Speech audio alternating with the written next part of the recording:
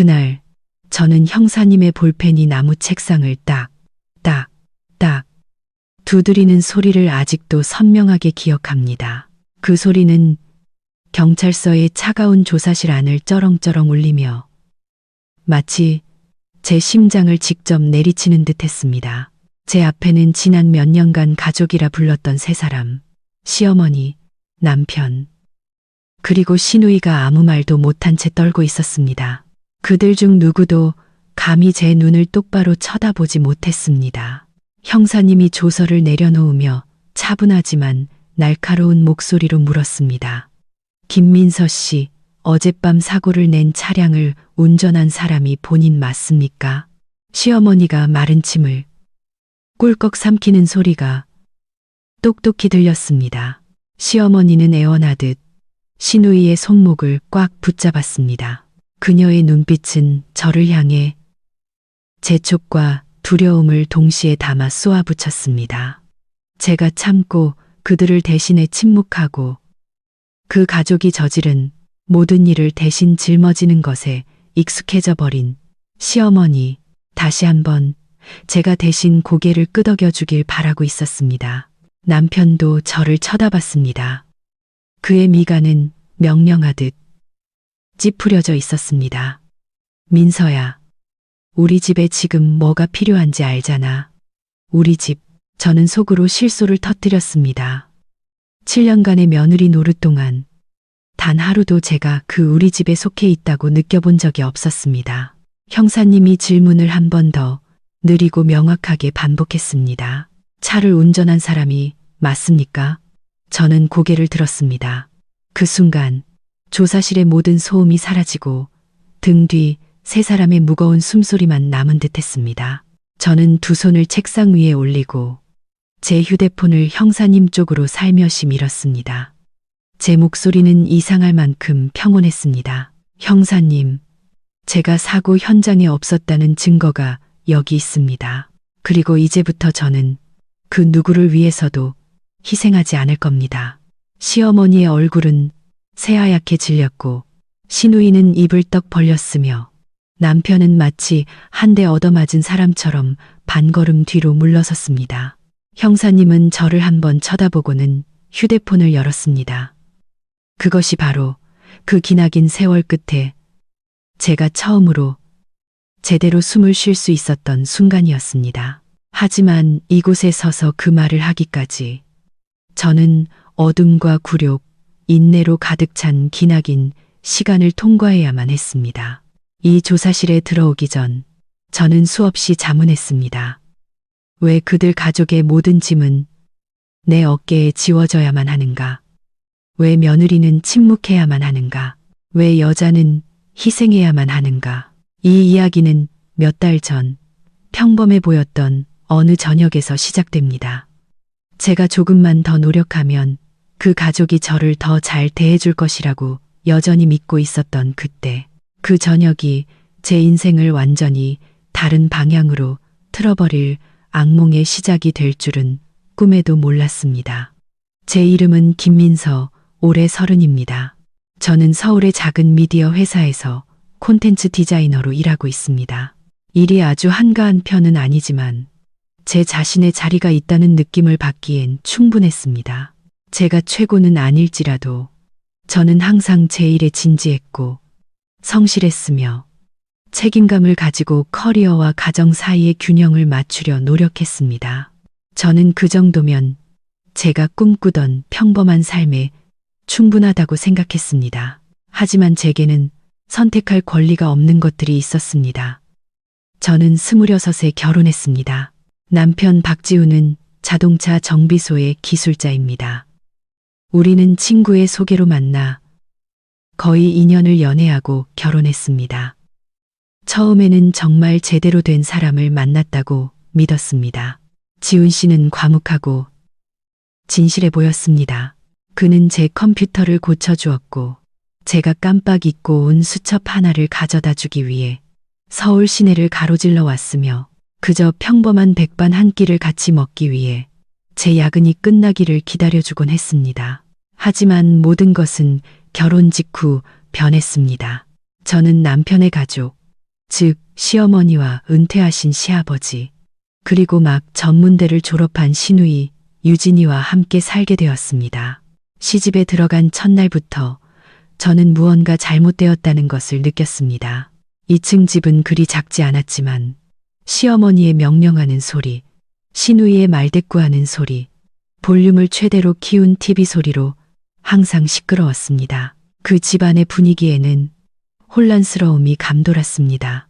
하지만 저는 순진하게도 제가 잘 맞춰가기만 하면 모든 것이 점차 나아질 것이라고 생각했습니다. 시어머니 박 여사님은 집안의 모든 것을 주도하고 결정하고 대화보다는 남에게 소리치는데 익숙한 분이셨습니다. 그녀는 손가락질하는 버릇이 있었고 말 한마디 한마디에 명령이 담겨 있었습니다. 첫날 저녁, 그녀는 제게 대놓고 말했습니다. 새아가, 넌 이제 우리 집 사람이니 매사에 조심해야 한다. 넌 굴러온 돌이야. 잘 맞춰 살아. 굴러온 돌이라니. 저는 아무것도 하기도 전에 외부인이라는 딱지가 붙었습니다. 남편 지훈 씨는 그저 어색하게 웃으며 가만히 서 있을 뿐이었습니다. 마치 어머니의 말씀이 다 옳다는 듯이 그 침묵이 훗날 저를 가장 아프게 하는 것이 될 줄은 그때는 몰랐습니다. 시누이 유진이는 달랐습니다. 그녀는 저를 싫어하진 않았지만 잔심부름을 시킬 사람 정도로 여겼습니다. 언니가 빨래를 더 깨끗하게 한다며 빨래를 맡기기도 하고 자기는 급한 일이 있어 나가봐야 한다며 점심을 차려달라고 하기도 했습니다. 그리고 점차 설거지, 마당 쓸기, 빨래, 저녁 식사 준비까지 집안의 모든 일이 당연하게 제 몫이 되었습니다. 시댁 식구 모두 그것을 당연하게 여겼습니다. 한 번은 제가 지훈 씨에게 물었습니다. 오빠, 내가 하는 일이 너무 많은 것 같지 않아? 나도 하루 종일 일하는데. 그는 가볍게 대답했습니다. 당신은 여자잖아. 그런 일은 당신한테 더 잘 어울리지. 어울린다고. 저는 마음속에서 문이 쾅 닫히는 소리를 들었습니다. 함께 산 지 3개월이 지나자 저는 이 집에서 제 위치를 깨닫기 시작했습니다. 저는 집안일을 대신해주는 사람. 저는 갈등을 처리하는 사람. 저는 시어머니의 이웃 험담을 들어주는 사람. 유진이의 친구들 불평을 들어주는 사람. 심지어 지훈 씨의 월급이 적다는 푸념까지 들어주는 사람이었습니다. 저는 온 가족의 감정 쓰레기통이 되었습니다. 부엌에서 저는 항상 마지막에 서 있는 사람이었고 밥상에서 저는 항상 마지막에 젓가락을 드는 사람이었습니다. 모든 가족 대화에서 저는 항상 소외되는 사람이었습니다.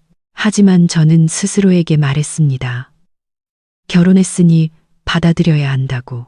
조금만 더 노력하면 시어머니도 저를 예뻐해 주시고 남편도 이해해 주고 시누이도 변할 것이라고. 하지만 그것은 저만의 순진하고 어리석은 희망일 뿐이었습니다. 그 후 몇 년은 끝없는 쳇바퀴의 연속이었습니다.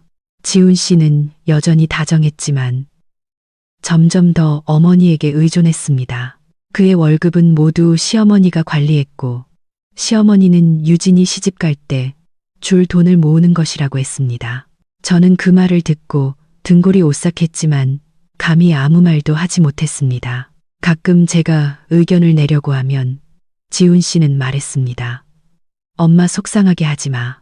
엄마는 동생 챙겨주고 싶은 것뿐이야. 하지만 저는요, 우리의 작은 가정은요, 아무도 언급하지 않았습니다.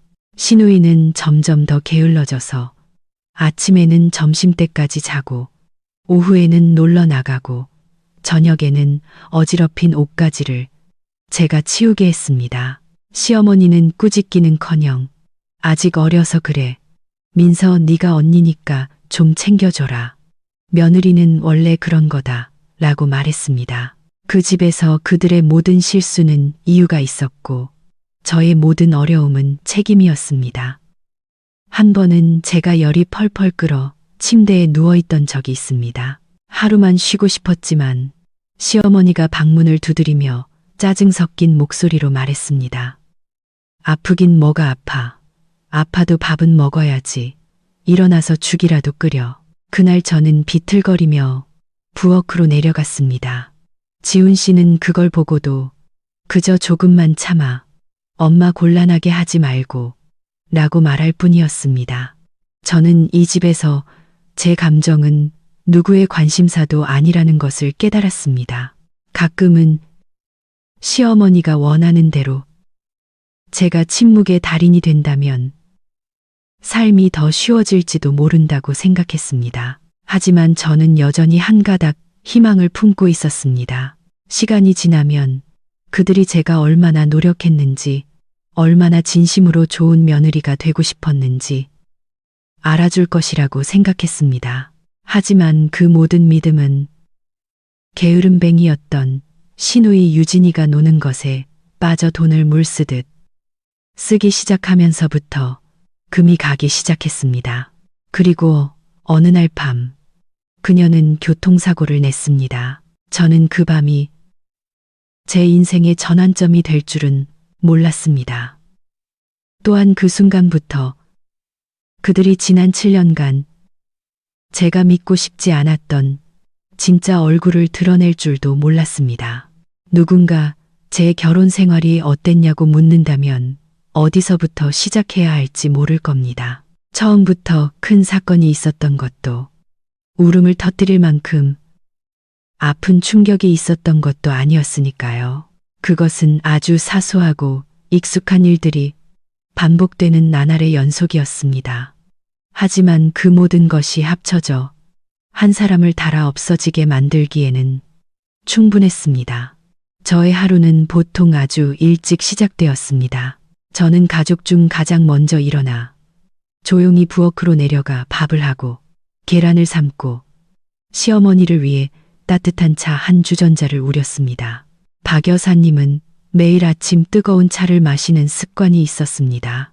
그리고 물이 충분히 뜨겁지 않거나 찻잎 종류가 다르면 매우 불쾌해하셨습니다. 저는 그런 사소한 것들 하나하나를 기억했습니다. 조금이라도 틀리면 그녀는 얼굴을 찌푸리며 차가운 한마디를 던졌기 때문입니다. 며느리가 눈치가 없으면 나중에 고생만 한다. 지훈 씨는 일찍 출근했습니다. 그는 급하게 밥 한 그릇을 먹고 집을 나섰습니다. 잘 잤냐거나 오늘 피곤하지 않냐고 묻는 일은 거의 없었습니다. 유진이는 거의 점심때가 다 되어서야 일어났습니다. 그녀의 더러운 옷은 욕실에 아무렇게나 널브러져 있었고 어떤 날은 소파 위에 그대로 벗어두기도 했습니다. 제가 한마디 하면 시어머니는 말했습니다. 가족끼리 뭘 그래. 네가 좀 치워주면 되지. 안 될 게 뭐람.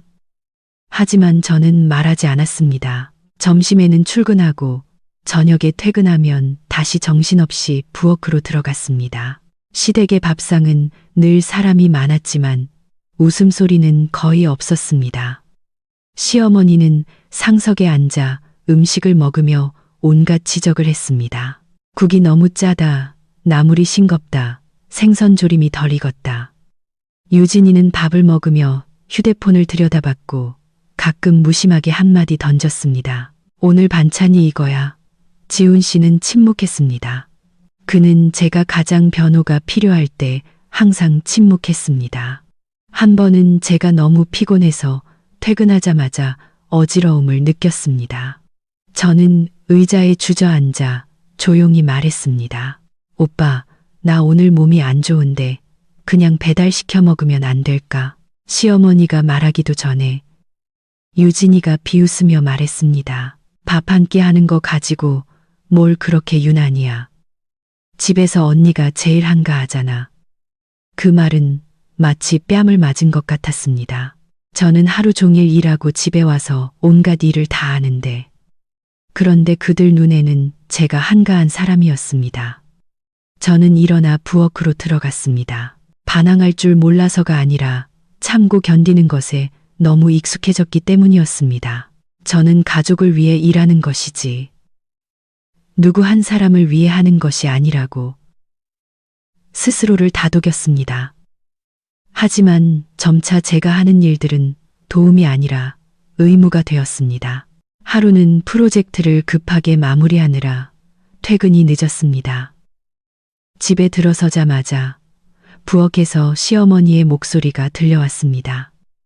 밥도 안 해놓고 이제야 기어 들어와? 제가 해명하기도 전에 그녀는 말을 이었습니다. 일하면서 시간 관리도 못하고 나중에 시댁이 혹독했다고 탓하지나 마라. 지훈 씨는 거기에 서서 저를 보더니 이내 고개를 돌려버렸습니다. 저는 제 집 한가운데서 버려진 기분이었습니다. 돈 문제 또한 저를 지치게 하는 굴레였습니다. 제 월급은 생활비, 공과금, 식료품비, 집안 살림을 사는 데 쓰였습니다. 지훈 씨의 월급은 모두 시어머니가 관리했습니다. 그녀는 저축하고 미래를 대비하기 위해 대신 맡아주는 것이라고 했습니다. 저는 한번 조심스럽게 말해봤습니다. 우리 부부가 쓸 돈은 일부 남겨두는 게 어떻겠냐고. 시어머니는 즉시 얼굴을 굳혔습니다. 내 아들 돈은 내가 관리해. 며느리가 어디서 돈 계산을 하려고 들어? 지훈 씨는 그저 어렵게 생각하지 마. 엄마가 다 우리 생각해서 그러시는 거야. 라고 말했습니다. 우리라니 저는 그 우리 안에 제가 포함되어 있다고 느끼지 못했습니다. 유진이는 돈을 물쓰듯 썼습니다. 옷, 신발, 밤늦게까지 놀러 다니기, 친구들과의 모임. 한 번은 그녀가 새벽녘에 얼굴이 새하얘져서 들어왔습니다. 제가 무슨 일이냐고 묻자 그녀는 쏘아붙였습니다. 내일인데 언니가 무슨 상관이야? 며칠 후 시어머니가 저를 방으로 불렀습니다. 목소리를 낮추며 말했습니다. 유진이가 휴대폰을 잃어버렸단다. 네가 돈 좀 빌려줘라. 지금 당장 목돈이 없어서. 저는 지갑에서 돈을 꺼내며 마음이 무거워졌습니다. 돈이 많아서 준 게 아니었습니다. 주지 않으면 제가 이기적인 사람이 될 것을 알았기 때문입니다. 그런 일이 너무 많아서 셀 수도 없었습니다. 무슨 일이 생기면 그들이 가장 먼저 떠올리는 사람은 저였습니다. 뒷감당을 해야 하는 첫 번째 사람도 저였습니다. 한 번은 유진이가 주차 문제로 이웃과 다퉜습니다. 그 집 사람이 찾아와 따지자 시어머니는 저를 앞으로 내밀며 말했습니다. 내가 가서 말 좀 해봐라. 여자들끼리 말이 더 잘 통하겠지. 결국 아무 잘못도 없는 제가 대신 사과해야 했습니다. 저는 그들 눈에 제가 감정이 있는 인간이 아니라 모든 충격을 흡수하는 그림자이자 쿠션이라는 것을 깨닫기 시작했습니다. 밤에 지훈 씨 옆에 누워 마음속의 억울함을 털어놓고 싶었지만 입을 열 때마다 목이 메었습니다. 제가 말하면 그가 또 저더러 예민하다고 철없다고 할까봐 두려웠습니다. 자신을 변호해 준 적 없는 사람에게 설명하는 일에 지쳐 있었습니다. 그 굴레는 매달 계속되었고 저는 제가 누구였는지 어떤 꿈을 가졌었는지 거의 잊어버렸습니다. 저는 그저 며느리 역할, 아내 역할을 충실히 해낼 뿐이었습니다. 마음속은 점점 공허해졌지만요. 저는 제가 영원히 이렇게 견딜 수 있을 것이라고 생각했습니다. 그러던 어느 날 밤, 잠든 집안의 전화벨이 요란하게 울려 퍼졌습니다. 그날 밤 이후 제 인생의 모든 것이 무너지기 시작했습니다. 만약 집안일이 매일 제 육체를 갉아먹는 것이었다면 결혼 생활에서 사람을 가장 절망시키는 것이 배신이 아니라 한 가족 전체를 부양하면서도 발언권조차 없는 느낌이라는 것을 저는 미처 몰랐습니다. 결혼 첫 해부터 저는 한 가지 사실을 명확히 깨달았습니다. 지훈 씨의 돈은 지훈 씨의 것이 아니었습니다. 그의 월급은 많든 적든 모두 시어머니 통장으로 바로 이체되었습니다. 그녀는 그것을 미래를 위한 대비, 아들을 위한 저축이라 불렀고 여자가 돈을 주면 낭비하기 쉽다고 말했습니다. 저는 그냥 어머니가 관리하시는 것도 괜찮다고 가족만 평안하다면 괜찮다고 생각했습니다. 하지만 점차 그 대신 관리라는 것이 사실은 밑빠진 독이라는 것을 알게 되었습니다. 집안의 모든 지출, 즉 공과금, 식비, 경조사비, 수리비 등은 당연히 제 몫이었습니다. 제 월급이 남들보다 많은 것도 아닌데 매달 순식간에 사라졌습니다. 제가 돈이 충분한지 물어보는 사람은 아무도 없었습니다. 집안에 무언가 부족하기만 하면 모두의 첫 시선은 저를 향했습니다. 한 번은 시누이가 하루 종일 에어컨을 틀어 전기요금이 많이 나왔습니다. 시어머니는 고지서를 들고 미간을 찌푸렸습니다. 이번 달 전기세가 왜 이렇게 많이 나왔어? 제가 대답하기도 전에 그녀는 저를 돌아보며 말했습니다. 내가 씀씀이를 좀 살펴봐야겠다. 여자가 계산적이지 못하면 온 가족이 고생이야. 또 온 가족이었습니다. 왜 제가 낸 돈에 대한 책임은 제게 있고 그녀 아들의 월급은 어디로 갔는지 아무도 물을 수 없는지 이해할 수 없었습니다. 한 번은 용기를 내어 지훈 씨에게 압박감을 느낀다고 말했습니다. 저는 아주 작고 조심스럽게 그가 기분 나빠할까봐 두려워하며 말했습니다. 오빠, 혹시 모를 급한 일을 대비해서 우리 돈 일부는 우리가 가지고 있는 게 어떨까? 지훈 씨는 한숨을 쉬며 짜증 섞인 목소리로 말했습니다. 뭘 그렇게 계산적으로 굴어? 엄마가 관리하시는 게 더 좋아. 당신은 쓸데없는 생각만 해. 그 말에 저는 할 말을 잃었습니다. 그의 눈에는 우리의 작은 가정을 걱정하는 것이 쓸데없는 생각이었던 것입니다. 시누이는 갈수록 통제 불가능하게 돈을 썼습니다. 차를 사고 휴대폰을 바꾸고 친구들과 여행을 갔습니다. 그 돈이 어디서 나는지는 몰랐지만 집에 돈이 필요할 때마다 시어머니는 저를 찾았습니다. 내가 잠시 돈 좀 빌리자꾸나. 나중에 여유 생기면 갚으마. 저는 그 나중에가 절대 오지 않을 것을 잘 알았지만 돈을 꺼내 주었습니다. 만약 거절하면 저는 이기적인 사람, 생각 없는 며느리가 될 것이기 때문이었습니다. 딱 한 번 거절해 본 적이 있습니다. 시어머니는 저를 뚫어지게 쳐다보며 목소리가 차가워졌습니다. 내가 번 돈도 이제 이 집 돈이야. 이 집에 시집 와 놓고 누구 돈, 내 돈 따지는 거냐. 저는 그 자리에 얼어붙었습니다. 그렇다면 그녀 아들이 번 돈은 왜 이 집 돈이 아닌 걸까요? 그 후로 저는 감히 거절하지 못했습니다. 저는 지출 내역을 기록하기 시작했습니다. 누구와 따지려는 것이 아니라 제가 어떻게 살고 있는지 스스로 알기 위해서였습니다. 숫자는 저를 깜짝 놀라게 했습니다. 어떤 달은 제가 시댁에 들인 돈이 제 자신을 위해 쓴 돈보다 많았습니다.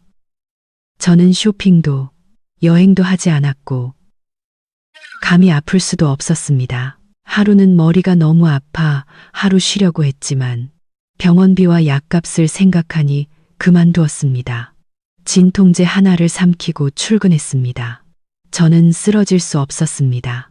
제가 쓰러지면 아무도 저를 부축해주지 않을 것을 알았기 때문입니다. 시누이가 빚이나 외부의 문제로 사고를 칠 때마다 뒷수습을 하는 사람은 항상 저였습니다. 시어머니는 말했습니다. 네가 형님이니까, 네가 맏며느리니까, 네가 책임져야지. 그 책임져야지라는 말이 몇 년 동안 저를 따라다녔습니다. 저는 희생의 한계가 어디인지 자문하기 시작했습니다. 얼마가 충분한 걸까? 얼마를 해야 며느리의 도리를 다하는 걸까? 아니면 제가 완전히 마를 때까지 계속 주기만 해야 하는 걸까? 어떤 밤에는 방에 혼자 앉아 지갑에 남은 몇 푼 안 되는 돈을 세며 눈물을 흘렸습니다. 돈이 아까워서가 아니었습니다. 제 결혼 생활 속에서 제 자신이 너무나 작게 느껴졌기 때문입니다. 저는 재정 결정권도 가정에서의 발언권도 기댈 곳도 없었습니다. 저는 기둥인 동시에 잉여 인간이었습니다. 그 모든 것이 조용히 쌓여 불씨 하나만 기다리며 타오를 준비를 하고 있었습니다. 그리고 그 불씨는 바로 시누이가 교통사고를 낸 그 밤이었습니다. 한밤중에 울린 전화벨 소리는 제가 삼켜왔던 모든 불공정을 끌어내어 저에게 선택을 강요했습니다. 계속 희생할 것인가, 아니면 스스로를 구할 것인가. 그날 밤, 저는 뭔가 잘못되었다는 예감이 들었습니다. 고요한 집안에 전화벨이 울리는 순간부터 말입니다. 그 날카로운 소리는 제 선잠을 찢어 놓았고 심장이 쿵쾅거리게 했습니다. 손을 뻗어 휴대폰을 잡자 화면에 시누이 유진이의 이름이 떠 있었습니다. 제가 전화를 받기도 전에 밖에서 시어머니가 방문을 미친 듯이 두드렸습니다. 그 소리는 강하고 급했으며 조금의 망설임도 없었습니다. 문 열어. 저는 불길한 예감에 벌떡 일어났습니다.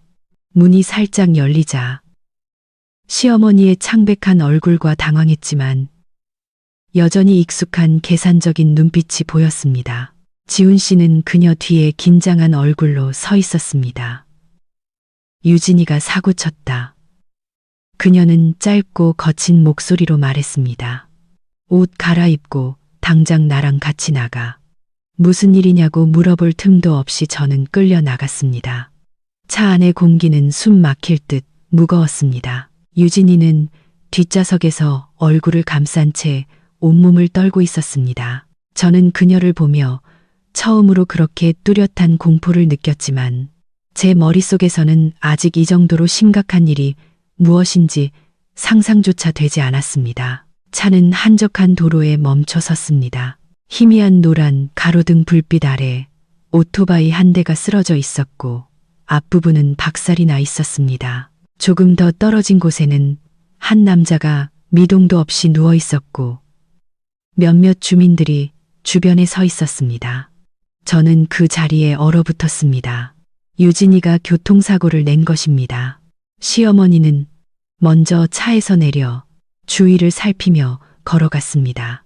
그녀는 유진이의 팔을 잡아 끌고 귓가에 무언가 속삭였습니다. 저는 어렴풋이 들었습니다. 입 다물어. 엄마가 알아서 할 테니. 지훈 씨는 제 옆에 서서 떨리는 목소리로 말했습니다. 괜찮을 거야, 민서야. 하지만 저는 괜찮을 리가 없다는 것을 알았습니다. 교통경찰이 도착하자 모든 것이 혼란스러워졌습니다. 유진이는 흐느끼며 제대로 말을 잇지 못했습니다. 시어머니는 제 쪽으로 돌아섰습니다. 그녀의 눈빛은 갑자기 변했습니다. 더 이상 당황하지 않고 명령조였습니다. 민서야. 그녀는 저를 한쪽 구석으로 끌고 가 놨지만 단호한 목소리로 말했습니다. 내가 대신 뒤집어써라. 저는 그 자리에 얼어붙었습니다. 네? 뭘요, 어머님? 네가 운전했다고 해. 유진이는 너무 놀라서 그랬다고 하고. 네가 형님이니까 동생을 위해 한 번만 짊어져. 어머님 무슨 말씀이세요? 저는 운전 안 했어요. 그녀는 제 팔을 세게 움켜쥐었고 손톱이 살을 파고드는 듯한 통증이 느껴졌습니다. 너는 며느리니까 희생해야지. 쟤한테 전과 기록 생기면 이 집안은 끝장이야. 그 말은 비수처럼 제 가슴에 꽂혔습니다. 저는 지훈 씨를 돌아보며 그가 무언가 말해주길 바랐지만 그는 제 시선을 피하며 작게 말했습니다. 민서야, 이번 한 번만 유진이 좀 도와줘. 쟤는 아직 어린데. 어리다니. 그럼 저는요. 목이 꽉 막히는 기분이었습니다. 제가 이런 죄를 뒤집어 쓰라는 요구를 받게 될 날이 올 줄은 상상도 못했습니다. 저는 유진이를 봤습니다. 그녀는 흐느끼며 고개를 들지 못했습니다. 미안하다는 말 한마디, 도와달라는 말 한마디 없이 모든 것이 제가 해야 할 일로 정해져 있었습니다. 내가 안 하면 시어머니가 차가운 목소리로 말을 이었습니다. 앞으로 나도 널 며느리로 생각 안 할 줄 알아라. 그것이 바로 마지막 한 방울이었습니다. 저는 갑자기 이상할 만큼 차분해졌습니다. 지난 세월의 모든 인내, 돈을 건네주던 순간들, 대신 사과하던 순간들, 잉여 인간 취급을 받던 순간들이 한꺼번에 밀려왔습니다. 저는 오늘 밤 제가 고개를 끄덕인다면 남은 평생을 결코 바로 설 수 없으리라는 것을 깨달았습니다. 저는 깊은 숨을 들이마셨습니다. 못합니다. 시어머니는 믿을 수 없다는 듯 저를 노려봤습니다. 뭐라고? 못한다고 말씀드렸습니다. 제 목소리는 떨렸지만 분명했습니다. 제가 하지 않은 일은 책임질 수 없습니다. 주변 공기가 얼어붙는 듯 했습니다. 지훈 씨는 화가 나면서도 두려운 눈으로 저를 쳐다봤습니다. 당신 지금 무슨 소리 하는지 알아? 저기 사람이 쓰러져 있잖아. 바로 저기 사람이 쓰러져 있기 때문에 제가 대답했습니다. 거짓말을 할 수 없는 거예요. 시어머니는 비웃었지만 그 웃음은 차가웠습니다. 내가 뭔데? 너 없이 이 집이 어떻게 될 것 같아? 저는 대답하지 않았습니다. 저는 돌아서서 멀리 걸어갔습니다. 제 인생에서 처음으로 저는 그녀의 명령을 거부했습니다. 그날 밤 사건은 조사를 위해 경찰서로 넘어갔습니다. 가는 길에 시어머니는 끊임없이 저를 비난했고 남편은 무서울 정도로 침묵했으며 유진이는 구석에서 몸을 웅크린 채 한마디도 하지 않았습니다. 저는 못합니다라고 말한 순간부터 제가 이 가족 전체와 맞서게 되었다는 것을 알았습니다. 그리고 그들이 저를 쉽게 놓아주지 않을 것이라는 것도요. 그 사고의 밤은 한 사람을 다치게 한 것뿐만 아니라 제가 가족이라 불렀던 사람들의 진짜 얼굴을 드러냈습니다. 그리고 그것은 단지 시작에 불과했습니다. 사고 현장에서 집으로 돌아오는 길, 저는 차 뒷좌석에 앉아 차갑고 축축한 창문에 머리를 기댔습니다. 밖에서는 가로등 불빛이 부서진 기억의 조각처럼 제 눈에서 흐려지며 뒤로 흘러갔습니다. 저는 울지 않았습니다. 강해서가 아니라 제 안의 눈물이 이미 오래전에 말라버렸기 때문입니다. 문득 갓 시집 왔을 때의 첫 몇 년이 떠올랐습니다. 그때 저는 제가 진심으로 살고 참고 견디면 언젠가는 인정받을 것이라고 믿었습니다. 저는 시어머니의 눈에 드는 진정한 며느리가 되기 위해 정말 많이 노력했습니다. 남들보다 일찍 일어나는 법을 배웠고 그녀의 사소한 습관 하나하나를 기억하는 법을 배웠으며 억울하게 꾸중을 들어도 침묵하는 법을 배웠습니다. 한 번은 시어머니가 아파서 거의 일주일간 입원한 적이 있습니다. 저는 휴가를 내고 병원과 집을 오갔습니다.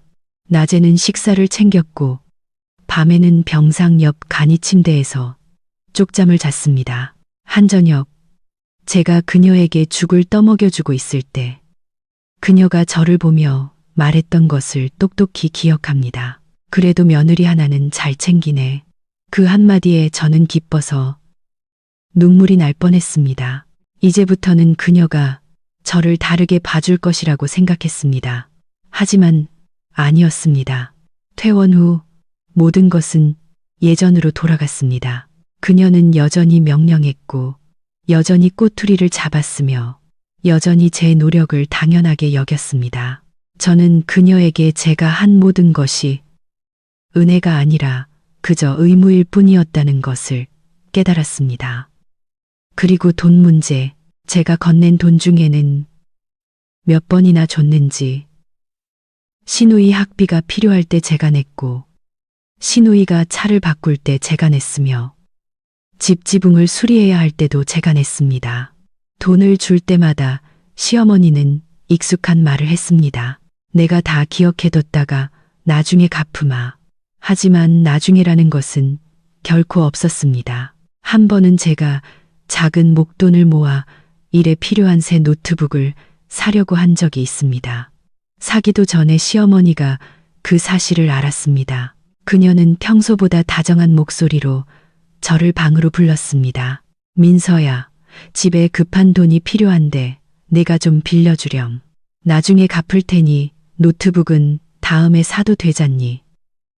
저는 돈을 건네며 마음이 무거워졌습니다. 그 후 제 낡은 노트북은 완전히 고장 났습니다. 저는 몇 달 동안 동료의 것을 빌려 일해야 했습니다. 시어머니는 단 한마디도 묻지 않았습니다. 소리 없이 누구도 보지 못하는 희생들이 있었지만 그것들은 쌓이고 쌓여 사람의 마음을 짓눌렀습니다. 저는 지훈 씨를 위해서도 많은 것을 포기했습니다. 회사에서 더 좋은 자리로 옮길 기회가 있었는데 출장이 잦았습니다.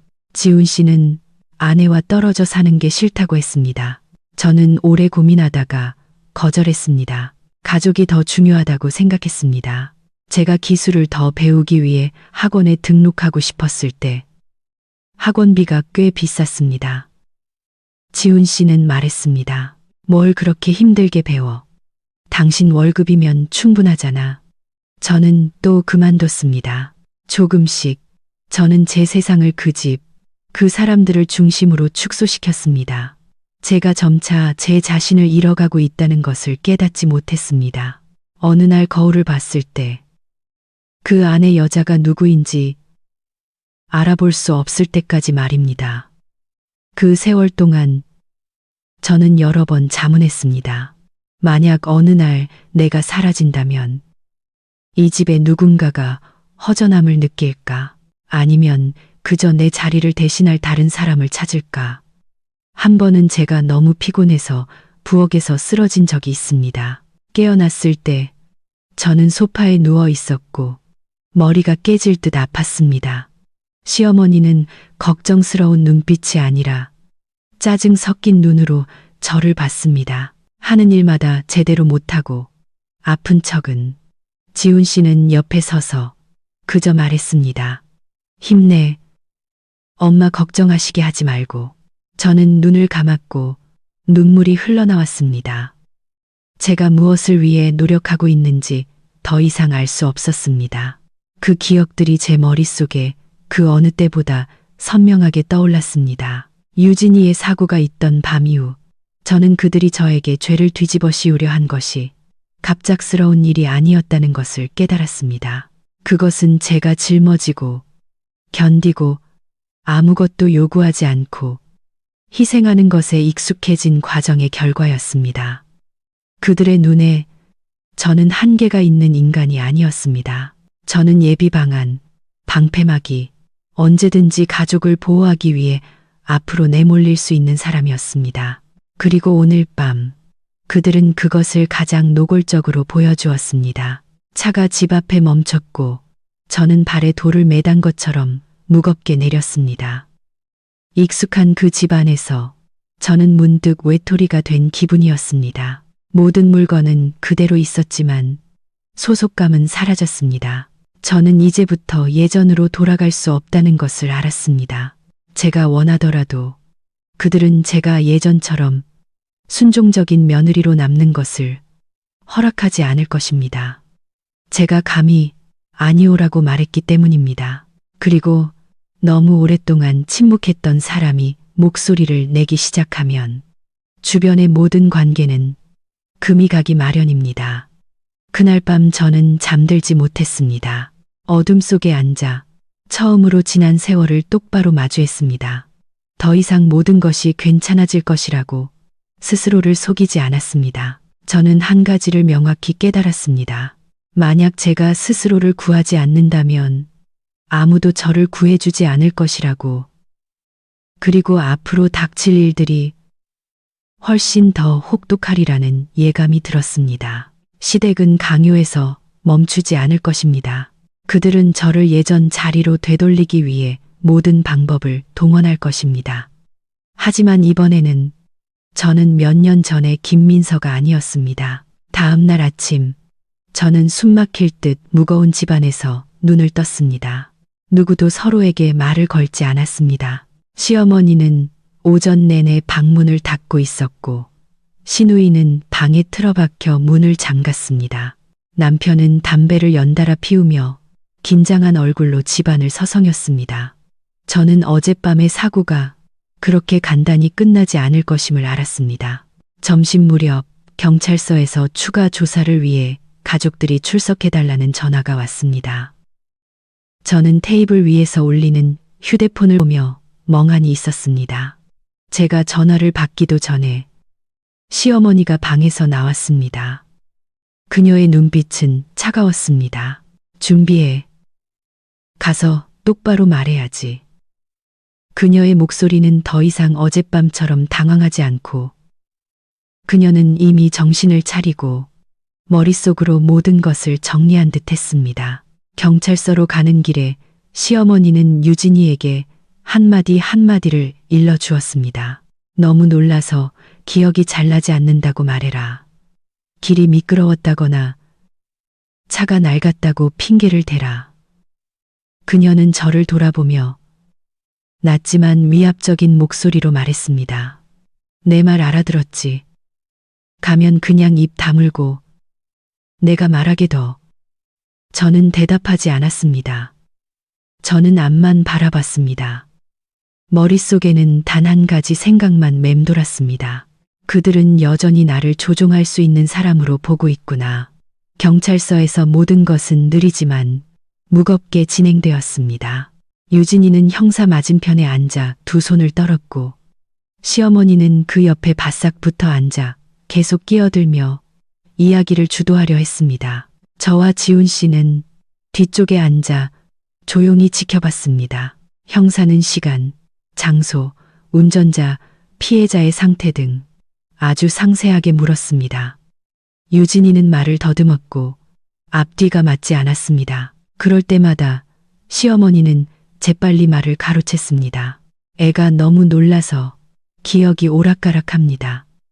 그때 밤이라 다들 정신이 없었고요. 저는 그 광경을 보며 속으로 섬뜩함을 느꼈습니다. 그들이 거짓말을 해서가 아니라 너무나 익숙하게 거짓말을 했기 때문입니다. 제 차례가 되어 질문을 받았습니다. 사고 현장에는 언제부터 있었습니까? 저는 사고가 난 후에 연락을 받고 갔습니다. 제가 차분하게 대답했습니다.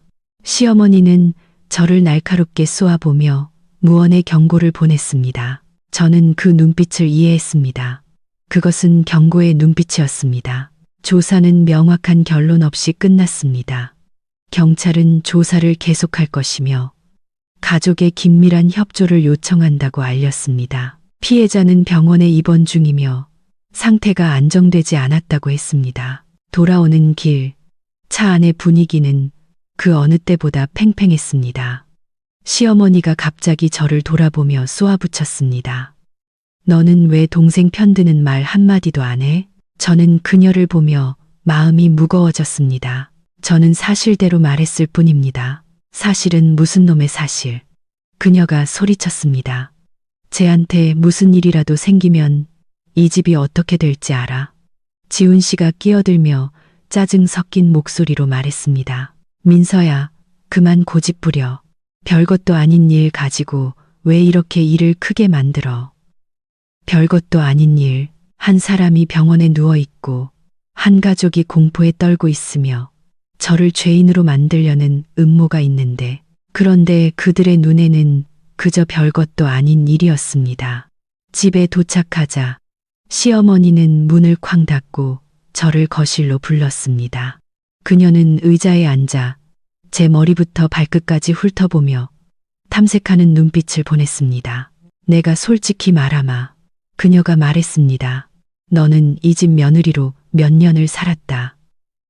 지금 집안에 큰일이 생겼는데 네가 나서지 않으면 나중에 나 원망하지 마라. 저는 심장이 굳는 것 같았습니다. 저는 잘못한 게 없으니 책임질 수 없습니다. 그녀는 책상을 세게 내리쳤습니다. 이 은혜도 모르는 것. 그 말에 저는 그 자리에 얼어붙었습니다. 제가 바친 수년간의 희생, 돈, 노력이 이제 와서 은혜도 모르는 것이라는 두 글자로 요약되었습니다. 지훈 씨는 옆에 서서 아무 말도 하지 않았지만 그의 눈에는 실망감이 가득했습니다. 저는 이 순간부터 제가 그들의 눈에 배신자가 되었다는 것을 알았습니다. 그날 오후 경찰서에서 피해자가 수술을 받아야 하며 비용이 만만치 않다는 연락이 왔습니다. 시어머니는 즉시 저를 돌아보며 아까와는 전혀 다른 부드러운 목소리로 말했습니다. 민서야, 이번 한 번만 우리 좀 도와다오. 이 일만 잘 해결되면 내가 너한테 다 갚으마. 저는 그 말을 들으며 속이 차가워졌습니다. 그 약속은 제가 지난 몇 년간 들어왔던 말이었습니다. 저 돈 없어요. 제가 대답했습니다. 거짓말하지 마라. 그녀가 쏘아붙였습니다. 네가 몇 년 동안 번 돈은 다 어디 갔는데? 저는 씁쓸하게 웃었습니다. 그 돈 다 이 집에 들였잖아요. 분위기는 싸늘해졌습니다. 지훈 씨는 마치 그 사실을 처음 깨달은 사람처럼 저를 돌아봤습니다. 하지만 단 몇 초 후 그는 다시 고개를 숙이고 침묵했습니다. 그날 밤 유진이는 방에서 울었고 시어머니는 옆에서 그녀를 달랬습니다. 저는 밖에서 그 흐느낌을 들었지만 더 이상 예전처럼 마음이 흔들리지 않았습니다. 저는 시누이를 가엾게 여겼었지만 동정이 제 자신을 파괴하는 것과 동의어는 아니었습니다. 저는 제 방으로 돌아와 문을 닫았습니다. 그 집에서 처음으로 저는 스스로를 그들과 분리시켰습니다. 저는 폭풍이 아직 끝나지 않았다는 것을 알았습니다. 그들이 오늘 한 일은 시작에 불과했습니다. 시댁은 저를 굴복시키기 위해 모든 방법을 동원할 것입니다. 그들은 협박하고 압박하고 제 약점을 파고들 것입니다. 하지만 제 마음 깊은 곳에서 무언가가 변했습니다. 저는 더 이상 예전처럼 두려워하지 않았습니다. 저는 더 이상 옳고 그름 사이에서 방황하지 않았습니다. 저는 한 가지를 명확히 깨달았습니다. 만약 제가 이번에 물러선다면 저는 모든 것을 잃게 될 것이라고. 명예뿐만 아니라 제 자신마저도. 그리고 저는 그들이 전혀 예상하지 못한 것을 준비하기 시작했습니다. 그날 밤 저는 채 1시간도 눈을 붙이지 못했는데 또다시 방문을 두드리는 소리가 들렸습니다. 가벼운 노크가 아니라 문이 덜컹거릴 정도로 세고 급하게 두드리는 소리였습니다. 저는 벌떡 일어나 앉았고 심장이 쿵쾅거렸습니다. 그 집에서 시어머니가 밤중에 제 방문을 두드릴 때는 단 한 번도 좋은 일이 없었습니다. 나와서 얘기 좀 하자. 문 밖에서 박 여사님의 목소리가 들렸습니다. 크지는 않았지만 차갑고 단호했습니다. 저는 깊은 숨을 한 번 쉬고 문을 열어 거실로 나갔습니다. 불이 환하게 켜져 있었습니다. 시어머니는 이미 의자에 앉아 있었고 시누이는 그 옆에 눈이 퉁퉁 부은 채 멍한 얼굴로 앉아 있었습니다. 남편은 벽에 기댄 채 팔짱을 끼고 긴장한 표정이었습니다. 아무도 제게 앉으라고 권하지 않았습니다. 민서야. 시어머니가 한 글자 한 글자 신중하게 고르듯 천천히 입을 열었습니다. 내가 오후 내내 생각해봤는데 이 일을 더 이상 끌 수는 없다. 저는 가만히 서서 두 손을 꽉 쥐었습니다. 무슨 말씀을 하고 싶으신데요? 그녀는 저를 똑바로 쳐다봤습니다. 그 눈빛은 칼날처럼 날카로웠습니다. 내가 대신 뒤집어 써야겠다. 애두르는 말 한마디 없이 전부 다. 그녀는 강조했습니다. 내가 운전했고 유진이는 너무 놀라서 정신이 없었다고 해. 내가 형님이니까 동생을 위해 짊어져. 저는 방 안의 공기가 모두 빨려나가는 듯한 기분을 느꼈습니다. 저는 이미 말씀드렸습니다. 제가 하지 않은 일은 책임질 수 없습니다. 시어머니는 비웃었습니다. 그 웃음은 경멸이 가득했습니다. 고집 부리지 마라. 너는 며느리니까 시댁을 위해 희생해야지. 고작 내 명예 때문에 동생을 감옥에 보내겠다는 거냐. 그들에게 제 명예는 고작 조금일 뿐이었습니다. 유진이가 그제야 고개를 들고 떨리는 목소리로 말했습니다. 언니, 이번 한 번만 도와줘. 나 너무 무서워. 한양, 오니 저는 그녀를 보며 마음이 무거워졌지만 이내 사고가 났던 그 밤. 고개를 숙이고 있던 유진이의 모습, 시어머니가 저에게 죄를 뒤집어 씌우려 할 때 침묵하던 그녀의 모습이 떠올랐습니다. 제 안의 연민은 빠르게 식어갔습니다. 네가 저지른 일은 네가 책임져야 해. 제가 천천히 말했습니다. 누구도 다른 사람에게 대신 짊어지라고 할 권리는 없어. 그 말에 시어머니는 책상을 세게 내리쳤습니다. 너 지금 무슨 말버릇이야. 이 집이 없었으면 네가 제대로 살 수 있었을 것 같아. 저는 입술을 꽉 깨물었습니다. 저도 이래서 제 밥벌이는 합니다. 그녀는 저를 노려보며 한 글자씩 힘주어 말했습니다. 이 집이 없으면 넌 아무것도 아니야. 그 질문은 제 심장을 찌르는 듯 했습니다. 7년간의 며느리 노릇.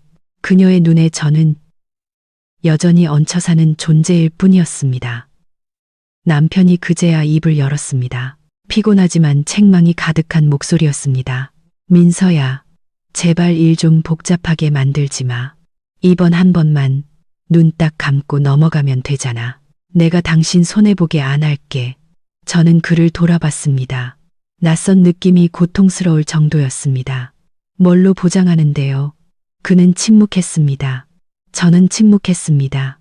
시어머니가 다시 압박을 가했습니다. 잘 생각해봐. 유진이가 전과라도 생기면 제 인생은 끝이야. 나중에 누가 날 부양하고 이 집을 누가 돌보겠어. 네가 그렇게 인정머리가 없니?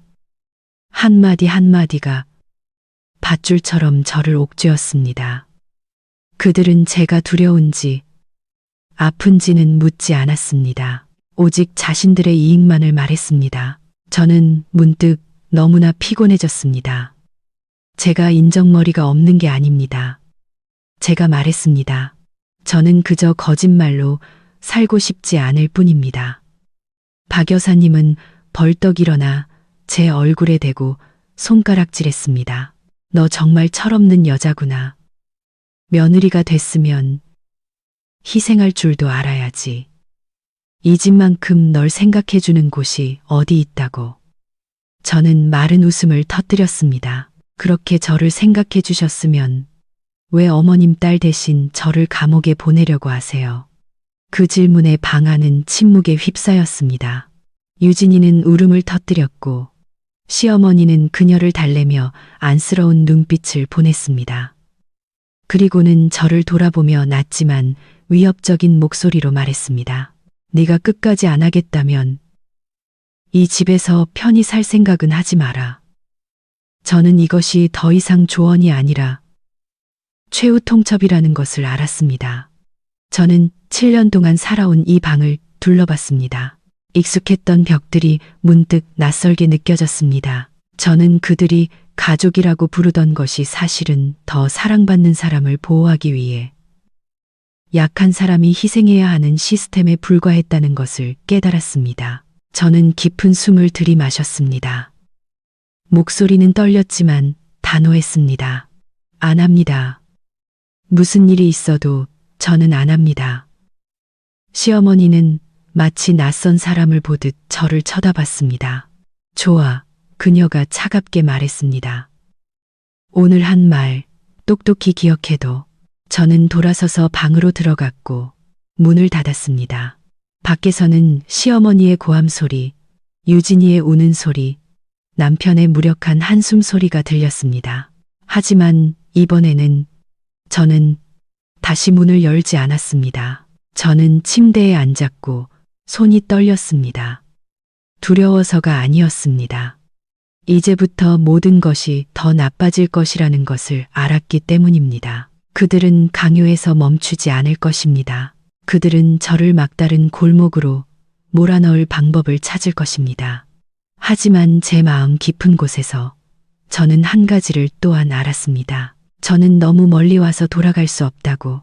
만약 지금 제가 고개를 숙인다면 저는 제 자신마저 잃게 될 것이라고.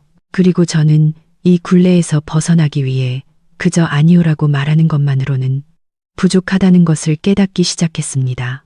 저는 진정한 대결을 준비해야 했습니다. 그날 밤 이후 저는 제가 살고 있는 집에서 공식적으로 잉여 인간이 되었습니다. 누구도 직접 말하지는 않았지만 각자의 태도 변화는 너무나 명확했습니다.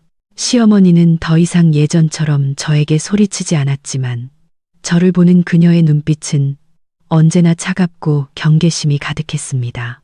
시누이는 저를 완전히 피했습니다. 남편은 필요한 말을 제외하고는 거의 저와 대화하지 않았습니다. 그 침묵은 어떤 질책보다도 무거웠습니다.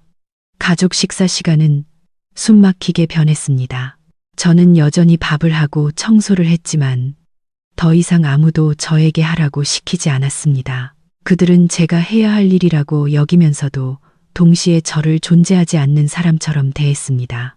시어머니는 시누이와 대화했고 시누이는 어머니와 대화했습니다. 오직 저만이 모든 대화에서 배제되었습니다. 가끔 부엌에 서서 거실에서 들려오는 웃음소리를 들을 때면 이상하게도 마음이 텅 비었습니다.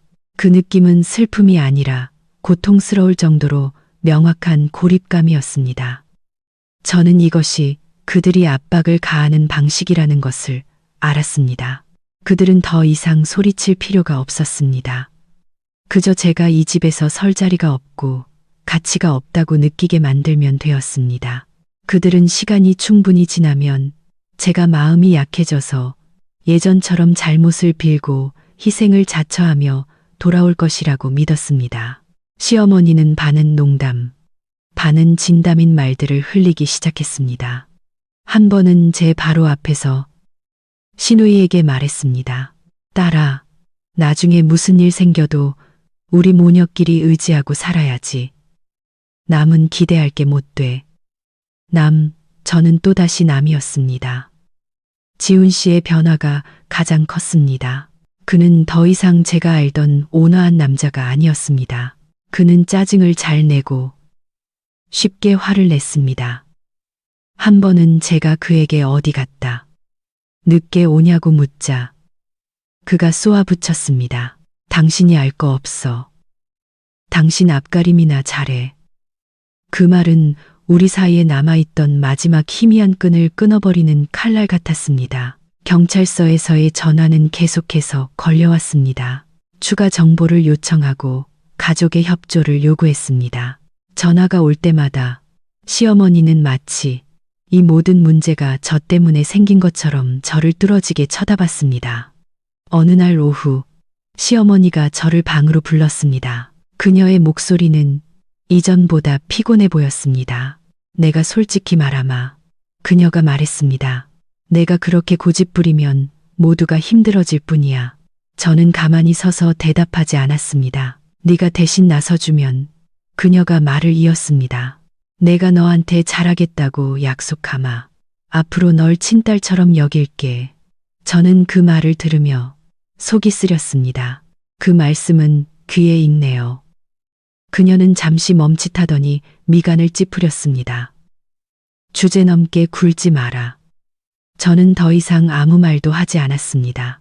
저는 그들이 회유, 협박, 고립 등 모든 방법을 시도했으며 앞으로도 계속할 것임을 알았습니다. 그날 밤 제가 막 잠자리에 들려 할 때 지훈 씨가 방으로 들어왔습니다. 그는 침대 끝에 앉아 아주 긴 한숨을 쉬었습니다. 민서야. 그가 피곤한 목소리로 말했습니다. 나 좀 그만 힘들게 해. 저는 그를 보며 마음이 아팠습니다. 내가 오빠를 힘들게 하는 거예요. 아니면 오빠가 나를 힘들게 하는 거예요. 그는 한참 동안 침묵하더니 말했습니다. 유진이가 지금 얼마나 힘들어하는지 알아? 밥도 못 먹고 잠도 못 자. 당신이 형님이면서 어떻게 동생 생각은 안 해? 그럼 오빠는? 제가 물었습니다. 오빠는 내 생각해봤어요.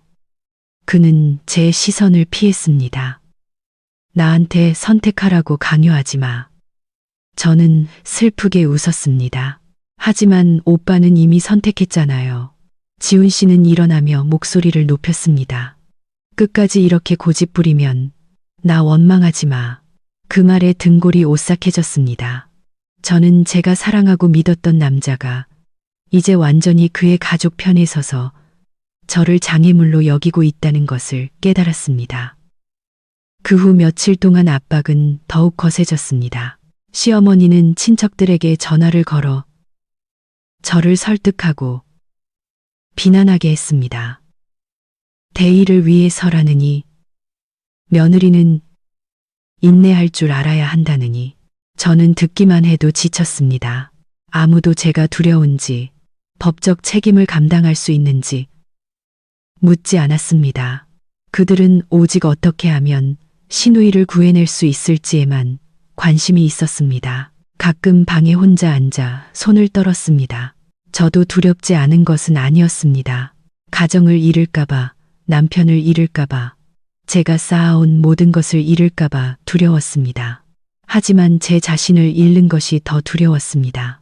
저는 미래에 대해 진지하게 생각하기 시작했습니다. 만약 제가 죄를 뒤집어 쓴다면 단 한 번이라도 저는 남은 인생을 어떻게 살아가게 될까?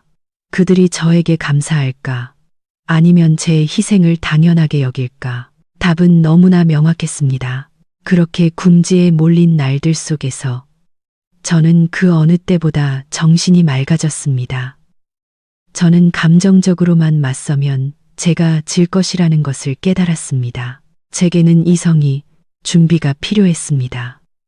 저는 사고가 났던 밤의 모든 세부 사항을 다시 기억하기 시작했습니다.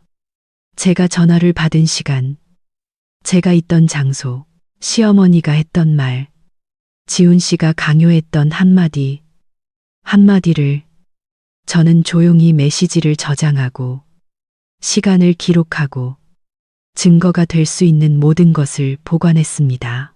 누구에게도 말하지 않았습니다. 저는 여전히 지치고 흔들리는 척 침묵을 지켰습니다. 그들이 제가 곧 무너질 것이라고 생각하게 두었습니다. 하지만 제 마음속에서는 다른 결심이 서서히 형성되고 있었습니다. 저는 이 대결이 영원히 계속될 수 없다는 것을 알았습니다. 언젠가는 제가 선택해야 할 때가 올 것이라고. 그들과 함께 진흙탕에 빠지거나 아니면 제 스스로 그곳에서 걸어 나오거나, 그리고 저는 그 순간이 곧 다가오고 있음을 알았습니다. 저는 즉시 태도를 바꾸지 않았습니다.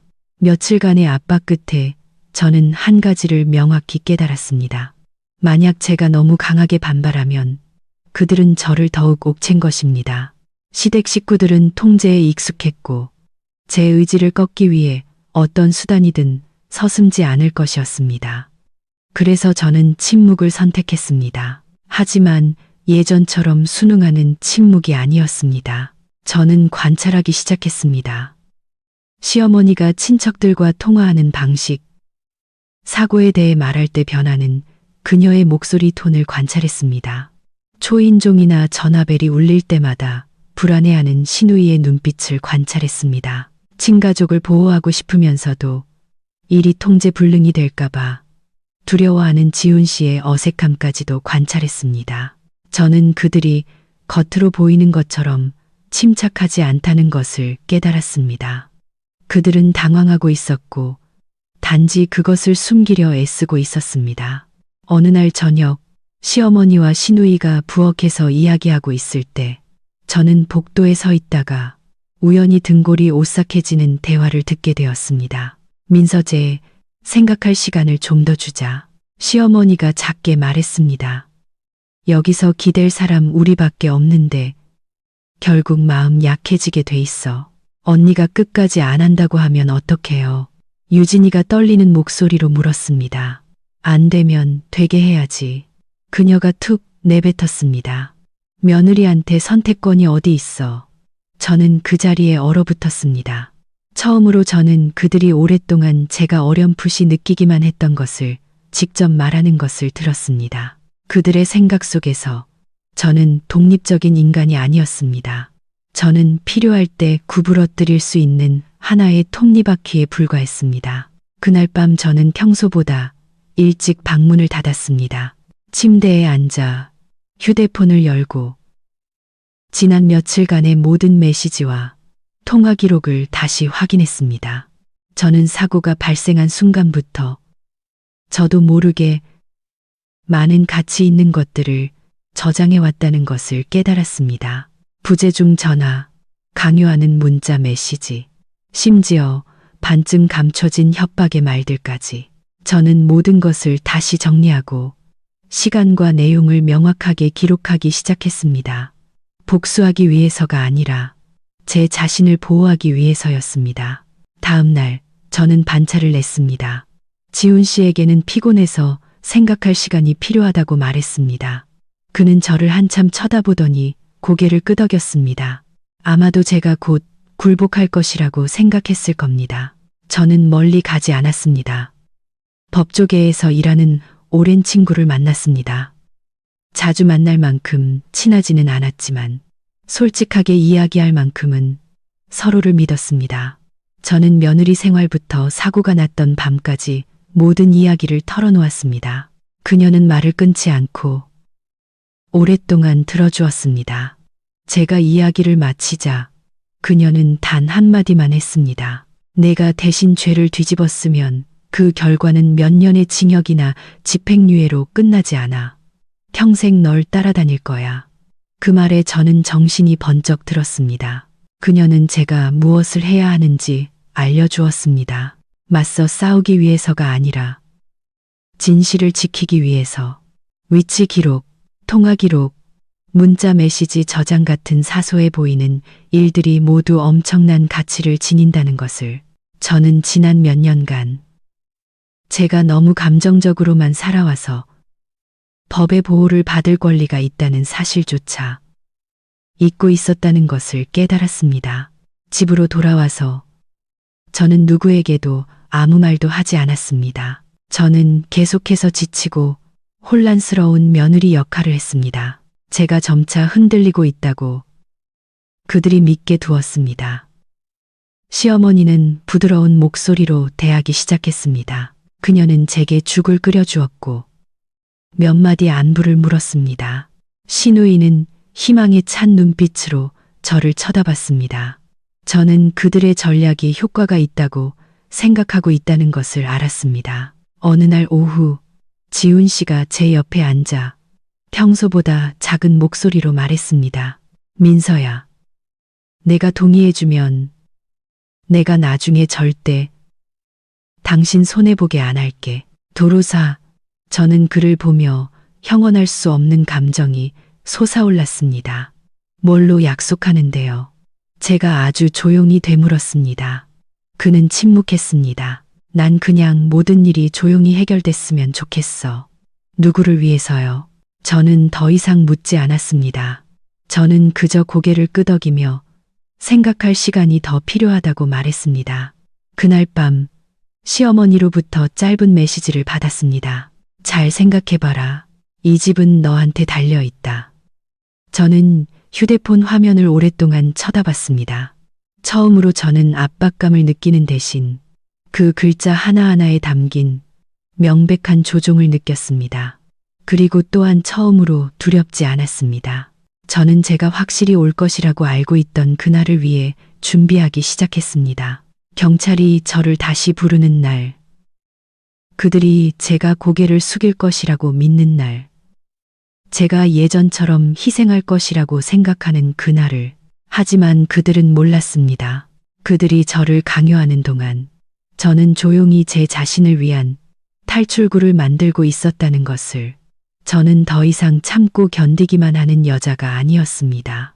저는 관찰하고 기억하고 때를 선택하는 법을 배웠습니다. 그리고 저는 제가 다음번에 경찰서에 들어설 때 더 이상 강요받는 사람의 자격으로 들어가지 않을 것임을 잘 알았습니다.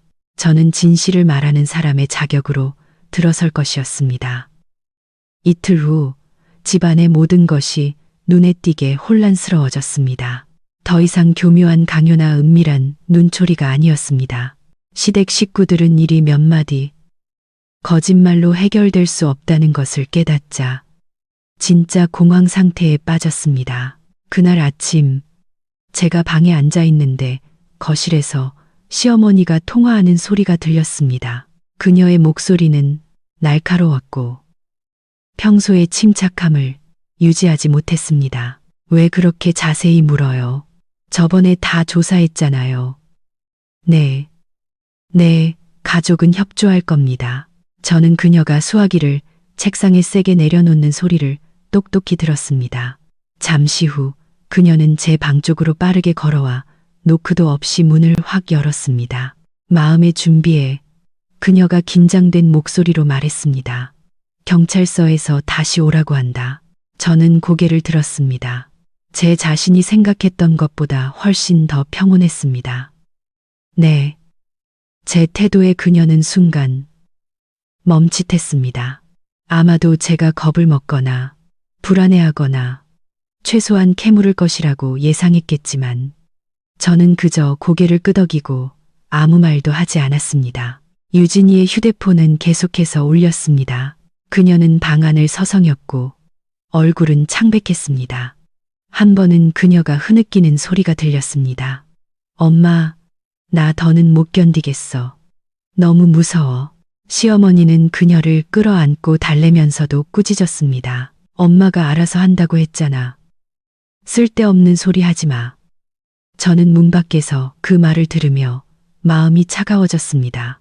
이 지경에 이르러서도 그녀는 여전히 모든 사람의 말을 통제하면 모든 것이 해결될 것이라고 믿고 있었습니다. 지훈 씨는 눈에 띄게 불안정한 상태에 빠졌습니다. 그는 누군가에게 계속 전화를 걸었고 목소리는 속삭이듯 표정은 긴장되어 있었습니다. 제가 거실로 나가자 그는 저를 한쪽 구석으로 끌고 가 목소리를 낮췄습니다. 민서야, 잘 생각해봤어? 저는 그를 쳐다봤습니다. 제 눈에는 더 이상 분노나 고통이 아니라 그저 피로감만 남아 있었습니다. 아주 잘 생각해봤어요. 그는 입술을 깨물며 다급하게 말했습니다. 이 일이 밝혀지면 결과가 작지 않다는 거 알잖아. 유진이뿐만 아니라 온 가족이 힘들어져. 그럼 저는요? 제가 물었습니다. 제가 뒤집었으면 저는 안 힘들어져요? 그는 침묵했습니다. 그 침묵이 제게는 가장 명확한 대답이었습니다. 오후에 경찰서에서 제게 직접 전화가 왔습니다. 다음 날 아침 보충 조사를 위해 출석해 달라는 요청이었습니다. 수화기 너머의 목소리는 매우 진지했고 이전의 의례적인 말투가 아니었습니다. 저는 전화를 끊고 깊은 숨을 들이마셨습니다. 제가 준비해온 순간이 마침내 온 것입니다. 집안의 분위기는 모두가 느낄 수 있을 정도로 무거워졌습니다. 시어머니는 친척들을 불러 모으기 시작했습니다. 고모, 이모들이 차례로 나타났고 모두 걱정스러운 얼굴이었습니다. 그들은 거실을 가득 메우고 웅성거렸습니다. 며느리는 대의를 생각할 줄 알아야지. 이 집에서 몇 년을 먹여주고 재워줬는데 한 사람이 희생하면 온 가족이 평안해. 그 말들은 마치 제가 그곳에 없는 것처럼 계속해서 울려 퍼졌습니다. 아무도 제가 무엇을 원하는지, 제가 두려운지 묻지 않았습니다. 그들은 오직 대의와 온 가족만을 말했습니다. 저는 벽에 기댄 채 조용히 관찰했습니다. 처음으로 저는 전체 그림을 명확하게 보았습니다. 더 사랑하는 사람을 보호하기 위해 기꺼이 한 사람을 죄인으로 내모는 가족. 시어머니가 저를 돌아보며 그 어느 때보다 간절한 목소리로 말했습니다. 민서야, 이번 한 번만 우리 좀 도와다오. 이 일만 끝나면 네가 원하는 거 다 해줄게. 저는 그녀를 보며 천천히 대답했습니다. 저는 그냥 올바르게 살고 싶을 뿐이에요. 방 안은 순식간에 조용해졌습니다. 아무도 제가 그런 말을 할 줄은 예상하지 못했습니다. 지훈 씨는 저를 보며 당혹스러운 눈빛을 감추지 못했습니다. 아마도 그는 제가 더 이상 예전처럼 쉽게 설득당하는 여자가 아니라는 것을 깨닫기 시작했을 겁니다. 그날 밤 저는 거의 잠을 이루지 못했습니다. 천장을 바라보며 집안의 작은 소리 하나하나에 귀를 기울였습니다. 시어머니의 한숨 소리, 지훈 씨가 서성이는 발소리, 옆방에서 유진이가 불안하게 뒤척이는 소리. 예전에 그 소리들은 제가 이곳에 속해 있다는 느낌을 주었지만 이제는 제가 그들의 원 밖으로 밀려난 지 오래되었다는 사실을 명확하게 느끼게 할 뿐이었습니다. 다음 날 아침, 저는 일찍 일어났습니다. 간단하고 단정한 옷으로 갈아입었습니다. 거울 속에 제 자신을 오랫동안 바라봤습니다. 제 얼굴은 여전했지만 눈빛은 달라져 있었습니다. 더 이상 두려워하지도 망설이지도 않았습니다. 시어머니는 제 머리부터 발끝까지 훑어보더니 목소리를 낮췄습니다. 내 말 기억하지? 저는 고개를 끄덕였습니다. 네, 기억해요. 하지만 제가 기억하는 것은 그녀의 강요가 아니라 제가 지난 며칠 동안 준비해온 것들이었습니다. 집을 나서기 전 지훈 씨가 저를 불렀습니다. 그는 떨리는 손으로 제 손을 잡았습니다. 민서야, 제발 일을 더 나쁘게 만들지 마. 저는 손을 빼내고 마지막으로 그를 쳐다봤습니다. 제가 일을 나쁘게 만드는 게 아니에요. 저는 그저 다른 사람의 잘못을 대신 짊어지고 싶지 않을 뿐이에요. 문이 제 등 뒤에서 닫혔습니다. 저는 밖으로 나와 깊은 숨을 들이마셨습니다. 오늘 경찰서로 가는 길은 제게 더 이상 두려움의 길이 아니었습니다. 그것은 제가 스스로 선택한 길이었습니다. 그리고 저는 그 조사실에 들어서는 순간 모든 것이 예전으로 돌아갈 수 없게 되리라는 것을 알았습니다. 그날 아침, 경찰서는 생각보다 붐볐습니다. 조사실 안의 공기는 무거웠고 묵은 서류 냄새와 식은 커피 냄새가 섞여 오히려 이상할 만큼 정신이 맑아지는 기분이었습니다. 저는 플라스틱 의자에 허리를 꼿꼿이 펴고 앉아 두 손을 무릎 위에 단정히 올려놓았습니다. 저와는 대조적으로 옆에 앉은 시누이는 계속해서 손톱을 물어뜯었고 눈은 불안하게 두리번거렸습니다. 시어머니는 억지로 침착한 표정을 유지했지만 그녀의 손은 핸드백을 하얗게 질릴 때까지 꽉 쥐고 있었습니다. 지훈 씨는 가장 늦게 도착했습니다. 그는 제 시선을 피하며 맞은편 의자에 피곤한 모습으로 앉았습니다. 저는 그를 잠시 쳐다보고는 고개를 돌렸습니다. 이 시점에서 저는 더 이상 그에게서 어떤 보호도 기대하지 않았습니다. 형사님은 각자를 따로 조사실로 불렀습니다. 유진이가 먼저 불려 들어갔습니다. 문이 닫히자 그녀의 가쁜 숨소리가 똑똑히 들렸습니다. 시어머니는 안절부절 못하며 닫힌 문 쪽을 계속 쳐다봤습니다.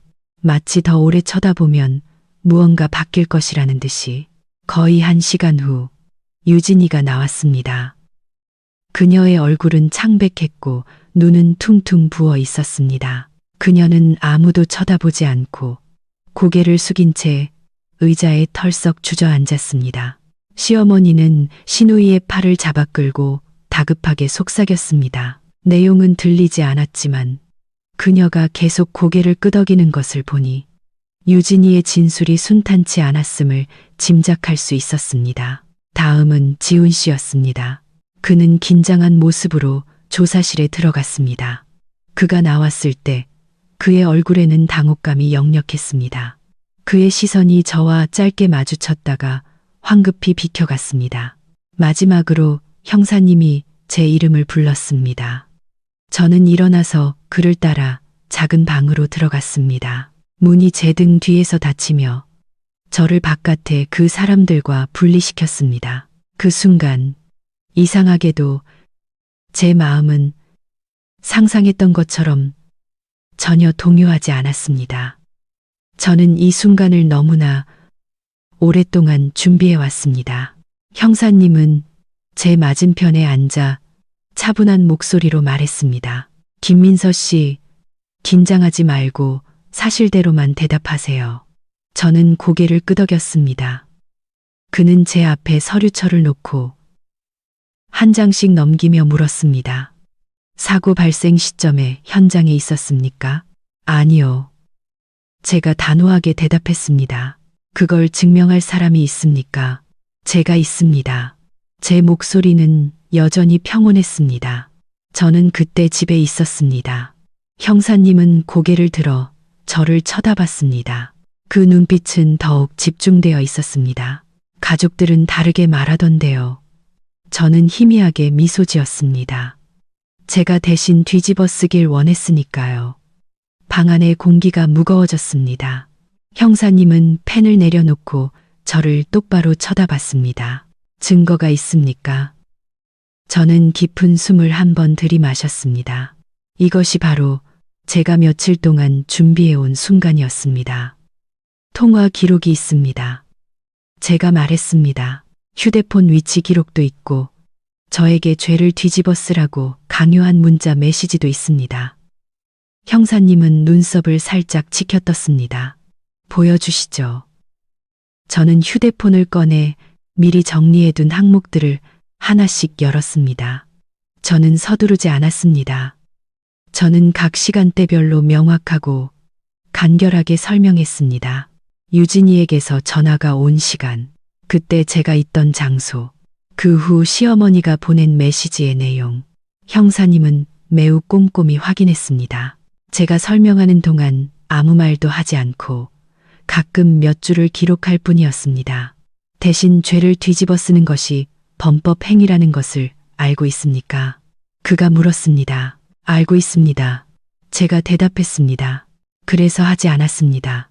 그는 고개를 끄덕이며 목소리를 낮췄습니다.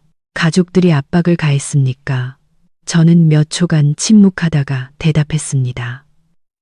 아주 많이요. 저는 있었던 일을 가감없이 감정을 섞지 않고 이야기했습니다. 너는 며느리니까 희생해야지라는 말에 대해, 따르지 않으면 가만두지 않겠다는 협박에 대해 이야기했습니다. 저는 마치 더 이상 제 이야기가 아닌 것처럼 담담한 목소리로 말했습니다. 제가 말을 마치자 방 안은 침묵에 휩싸였습니다. 형사님은 저를 오랫동안 쳐다보더니 말했습니다. 이제부터 이 사건이 규정에 따라 명확히 처리될 것이라는 점 이해하십니까? 네, 이해합니다. 제가 대답했습니다. 저는 진실을 원할 뿐입니다. 그는 고개를 끄덕이고 일어나서 방문을 열었습니다. 나가서 기다리세요. 제가 대기실로 나가자 시어머니는 저를 보자마자 벌떡 일어났습니다. 그녀의 눈빛은 탐색적이었고 걱정과 분노가 섞여 있었습니다. 안에서 뭐라고 했어? 그녀가 다급하게 물었습니다. 저는 그녀를 쳐다봤습니다. 처음으로 그 눈빛이 두렵지 않았습니다. 사실대로 말했어요. 그녀는 마치 누가 세게 민 것처럼 한 걸음 뒤로 물러섰습니다. 신우이는 저를 보며 얼굴이 새하얘졌고 지훈 씨는 그 자리에 얼어붙어 아무 말도 하지 못했습니다. 잠시 후 형사님이 나와서 온 가족을 큰 방으로 불렀습니다. 그의 목소리는 이전보다 엄격했습니다.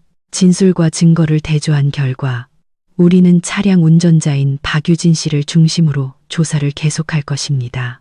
그 말은 방 안에 떨어진 벼락 같았습니다. 시어머니는 얼굴이 하얗게 질려 입을 우물쭈물했습니다. 아니, 그럴 리가 없는데. 지훈 씨는 놀라움과 공포가 뒤섞인 눈으로 저를 돌아봤습니다. 신우이는 얼굴을 감싸고 울음을 터뜨렸습니다. 저는 그곳에 조용히 서 있었습니다. 기쁘지도 통쾌하지도 않았습니다. 그저 어깨를 짓누르던 커다란 짐이 내려진 기분이었습니다. 하지만 저는 이것이 끝이 아니라는 것도 잘 알았습니다. 진실이 드러나기 시작했을 때 진짜 후폭풍은 이제 막 문턱에 다다른 것이었습니다. 형사님이 처리 방향을 발표한 후 조사실은 숨 막힐 듯한 침묵에 휩싸였습니다. 아무도 서로에게 말을 걸지 않았습니다. 시어머니는 돌처럼 굳어서 있었고 얼굴은 창백했으며 입술은 떨렸지만 아무 소리도 내지 못했습니다. 신우이는 의자에 주저앉아 두 손으로 머리를 감싸고 흐느꼈습니다. 지훈 씨는 제 옆에 서 있었지만 우리 사이의 거리는 그 어느 때보다 멀게 느껴졌습니다. 그는 마치 지난 세월 동안 함께 살아온 여자를 처음 보는 것처럼 낯선 눈빛으로 저를 쳐다봤습니다. 형사님은 엄숙한 목소리로 말을 이었습니다. 우리는 휴대폰 위치 기록, 통화 기록, 그리고 각 당사자의 진술을 대조했습니다. 이 증거들은 김민서 씨가 현장에 없었다는 것을 입증하기에 충분합니다. 그가 내뱉는 한 글자, 한 글자는 명확하고 단호했으며 시댁 식구들에게 어떤 빠져나갈 구멍도 남겨두지 않았습니다. 시어머니가 갑자기 한 걸음 앞으로 나서며 떨리는 목소리로 말했습니다. 형사님, 뭔가 착오가 있는 거 아니에요? 우리 며느리가. 그녀는 말을 잇지 못했습니다. 아마 이 순간까지도 그녀가 약하고 마음대로 부릴 수 있다고 여겼던 며느리가 이렇게 침착하고 철저하게 준비했을 것이라고는 믿지 못했을 겁니다. 형사님은 그녀를 보며 여전히 차분한 목소리로 말했습니다. 우리는 증거에 기반하여 일합니다. 신우이가 고개를 들었습니다. 퉁퉁 부은 눈으로 저를 똑바로 쳐다봤습니다. 그 눈빛에서 저는 처음으로 진짜 공포를 보았습니다. 더 이상 의존하거나 회피하는 모습이 아니었습니다. 언니, 이렇게 하면 나 망하라는 거잖아. 저는 유진이를 보며 더 이상 분노를 느끼지 않았습니다. 저는 아주 조용히 한마디 했습니다. 내가 너를 망하게 한 게 아니야. 내가 스스로 한 거지. 그 말에 유진이는 더 크게 울음을 터뜨렸습니다. 시어머니는 저를 노려봤습니다. 그 눈에는 증오와 절망이 뒤섞여 있었습니다. 독한 것, 그녀가 쏘아붙였습니다. 이 집에서 널 몇 년이나 먹여주고 재워줬는데 이제 와서 뒤통수를 쳐. 저는 그 말을 들으며 속이 쓰렸습니다. 지난 몇 년간 누가 누구를 먹여 살렸을까요? 어머님, 제가 차분한 목소리로 물었습니다. 돈, 노력, 전부 제가 바쳤어요. 하지만 무슨 일이 생기자마자 어머님이 가장 먼저 내몬 사람은 저였잖아요. 방안은 침묵에 휩싸였습니다. 아무도 반박하지 못했습니다. 지훈 씨가 그제야 입을 열었습니다.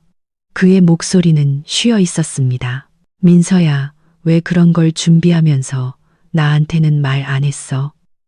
저는 그를 돌아봤습니다. 제 눈에는 더 이상 책망이 아니라 그저 피로감만 남아 있었습니다. 오빠가 막을까 봐요. 제가 물었습니다. 아니면 또 희생하라고 할까 봐요? 그는 고개를 숙이고 아무 말도 하지 못했습니다. 형사님은 책상을 가볍게 두드려 모두의 주의를 끌었습니다. 우리는 사고 당사자 및 관련자들과 계속해서 조사를 진행할 것입니다.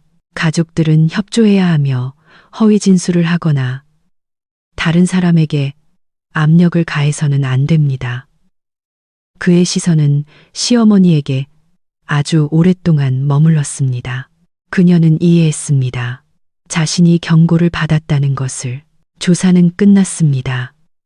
모두가 복도로 나왔을 때 아무도 올 때의 침착함을 유지하지 못했습니다. 시어머니는 벽을 짚고 비틀거리며 걸었습니다. 유진이는 지훈 씨의 부축을 받으며 넋이 나간 표정이었습니다. 저는 가장 뒤따라갔습니다. 경찰서를 떠나기 전 형사님이 저를 불러 세웠습니다. 잘하셨습니다. 그가 작게 말했습니다. 계속 압박을 받으시면 다시 신고하십시오. 저는 고개를 끄덕였습니다.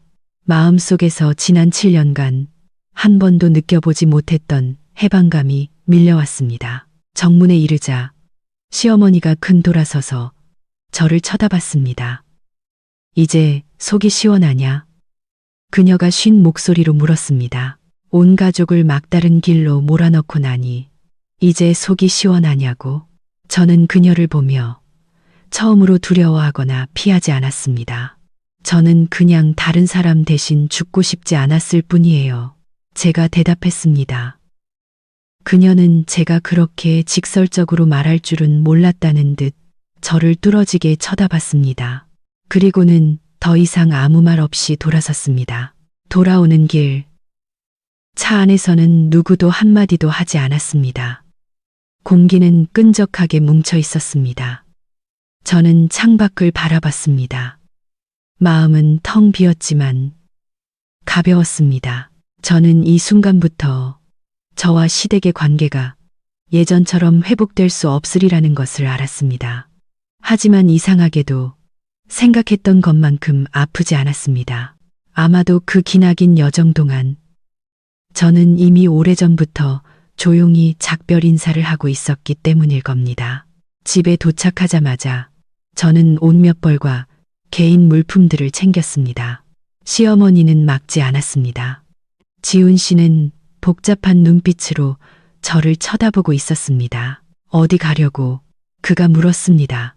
친정해요. 제가 대답했습니다. 그는 무언가 말하려는 듯 입을 열었다가 다시 다물었습니다. 제가 여행 가방을 끌고 문으로 나설 때 시어머니가 거실에 서서 피곤한 목소리로 말했습니다. 가고 나면 다시는 돌아올 생각 마라. 저는 멈춰서서 그녀를 돌아봤습니다. 저는 살기 위해 가는 거지 도망치는 게 아니에요. 저는 밖으로 나섰고 문이 등 뒤에서 닫혔습니다. 7년 만에 처음으로 저는 죄책감이나 두려움 없이 걸었습니다. 제 뒤에는 산산조각 나고 있는 가족이 있다는 것을 알았지만 만약 제가 남았다면 산산조각 났을 사람은 바로 저라는 것도 알았습니다. 이야기는 거기서 끝나지 않았습니다.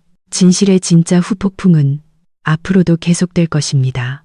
하지만 제게는 경찰서에서 진실을 말한 그 순간이 이미 하나의 해방이었습니다. 그리고 저는 남은 모든 것을 마주할 준비가 되어 있었습니다. 그 후 며칠 동안 저는 친정집에서 지냈습니다. 익숙한 작은 방, 낡은 이불 냄새, 그리고 규칙적으로 돌아가는 선풍기 소리는 마치 제가 너무 오랫동안 떠나 있었던 안전한 곳으로 돌아온 기분을 느끼게 했습니다. 어머니는 많이 묻지 않으셨습니다. 그저 저를 보며 한숨을 쉬고는 아주 조용히 한마디 하셨습니다. 돌아왔으면 됐다. 얘야. 그 네 글자에 저는 울음을 터뜨릴 뻔했습니다. 한편 시댁은 엉망진창이었습니다. 굳이 묻지 않아도 지훈 씨의 빗발치는 전화를 통해 알 수 있었습니다. 그는 계속해서 제게 전화를 걸었고 어떤 때는 돌아와서 어머니와 이야기해달라고 애원했고 어떤 때는 제가 너무 냉정하고 뒷일을 생각하지 않는다고 비난했습니다. 당신이 가고 나서 집이 난리가 났어. 그는 한 통화에서 지친 목소리로 말했습니다. 유진이는 계속 불려가서 조사받고 엄마는 쓰러지셨어.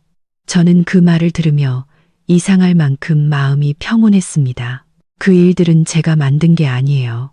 제가 대답했습니다. 저는 그냥 대신 책임지지 않았을 뿐이에요. 지훈 씨는 오랫동안 침묵했습니다. 하지만 당신이 조금만 희생했더라면 제가 말을 잘랐습니다. 저는 충분히 희생했어요. 더 이상 전화하지 마세요. 사고 소식은 친척들 사이에 퍼졌습니다. 어떤 사람은 시누이의 철없는 행동을 탓했고 어떤 사람은 시어머니의 과보호를 탓했습니다. 저에게 대의를 위해 희생하라고 목소리를 높였던 사람들은 이제 입을 다물었습니다. 더 이상 저에게 강요하기 위해 전화하는 사람은 없었습니다. 아마 그들도 일이 너무 커져서 더 이상 덮을 수 없다는 것을 깨달았을 겁니다. 시누이는 여러 번 조사를 받아야 했습니다. 그녀는 더 이상 예전의 당당한 모습이 아니라 눈에 띄게 수척해졌습니다. 피해자는 위기를 넘겼지만 치료비가 엄청나다는 소식을 들었습니다.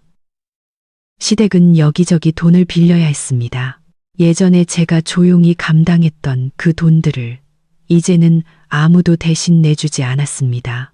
모든 것을 명령하고 통제하는 데 익숙했던 시어머니는 이제 항상 다른 사람이 자신을 위해 희생해주지 않는다는 현실에 직면해야 했습니다. 그녀는 제게 한 번 전화를 걸었습니다. 목소리는 쉰 소리가 났습니다. 민서야, 집에 와서 나랑 얘기 좀 할 수 있겠니? 저는 잠시 침묵하다가 대답했습니다. 저는 더 이상 할 말이 없어요. 수화기 너머는 조용해졌습니다. 저는 그것이 그녀 인생에서 처음으로 느끼는 무력감이라는 것을 알았습니다. 어느 날 오후 지훈 씨가 친정집으로 찾아왔습니다. 그는 대문 앞에서 오랫동안 서성이다가 어머니가 문을 열어준 후에야 들어왔습니다. 그때의 그를 보니 피로와 혼란이 역력했습니다. 그는 더 이상 자신이 항상 옳다고 믿었던 남자의 자신감 있는 모습이 아니었습니다. 미안해. 그가 작은 목소리로 말했습니다. 일이 이렇게 될 줄은 몰랐어. 저는 그를 보며 더 이상 마음이 흔들리지 않았습니다. 뭐가 미안한데요? 제가 물었습니다. 제가 죄를 뒤집어 쓰지 않은 거요. 아니면 오빠가 그들이 저를 몰아붙이도록 내버려 둔 거요? 그는 고개를 숙였습니다. 내가 잘못했어. 그 인정은 너무 늦게 찾아왔습니다. 우리는 마주보고 앉았지만 두 사람 사이의 거리는 더 이상 미터로 잴 수 있는 것이 아니라 쌓여온 상처의 세월로 측정되었습니다. 저는 그가 진심으로 후회하든 아니든 제 안의 믿음은 이미 사라졌다는 것을 깨달았습니다. 저 안 돌아가요. 제가 분명히 말했습니다. 제 자신을 위한 시간이 필요해요. 지훈 씨는 저를 보며 눈이 붉어졌습니다. 그럼 우리 결혼은? 저는 아주 천천히 대답했습니다. 모르겠어요. 하지만 예전처럼은 살 수 없다는 건 확실히 알아요. 그는 침묵 속에서 떠났습니다. 그 후 며칠 동안 저는 일에 집중했습니다. 몇 년 만에 처음으로 온 가족의 밥을 걱정하지 않아도 됐고 누군가의 눈치를 보지 않아도 됐으며 무심코 뱉은 한마디가 누군가의 기분을 상하게 할까봐 두려워하지 않아도 됐습니다.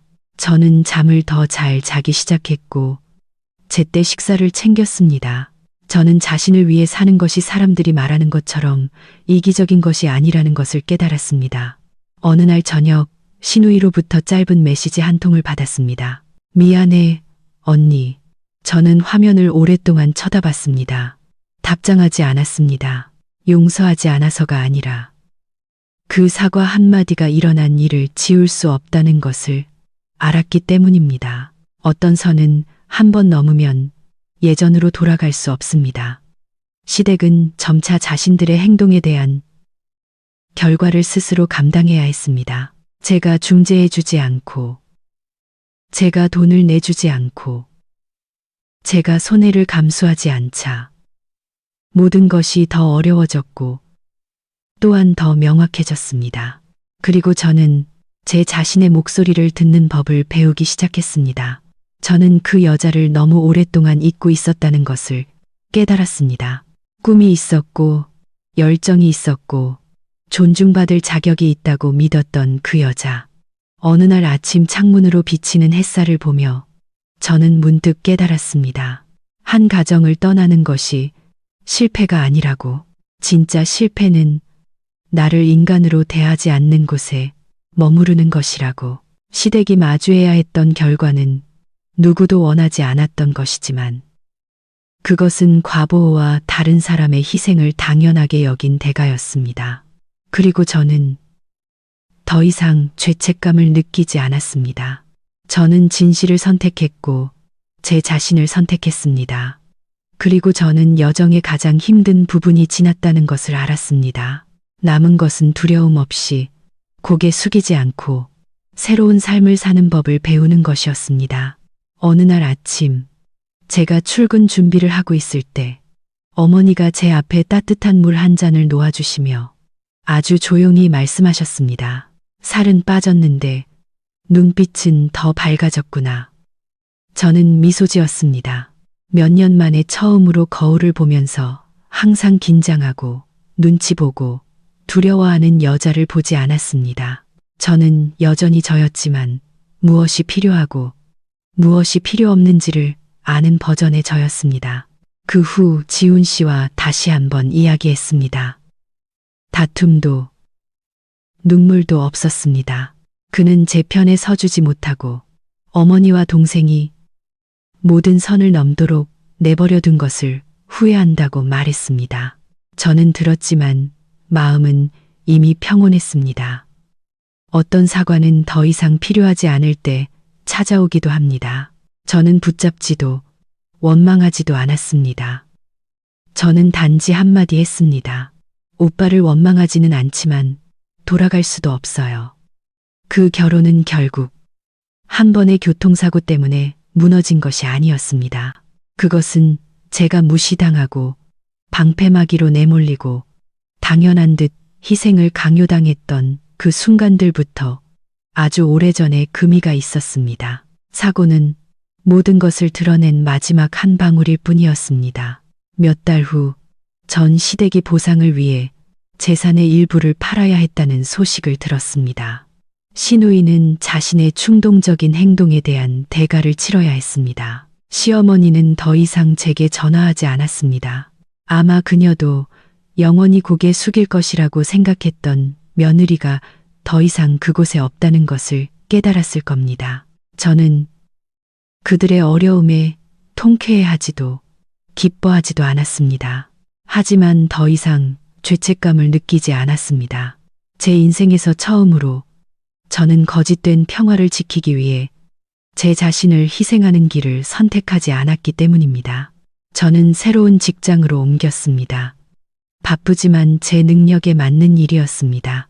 저는 제 자신을 돌보는 법을 배웠고 필요할 때 아니오라고 말하는 법을 배웠으며 모든 관계에서 명확한 경계를 설정하는 법을 배웠습니다.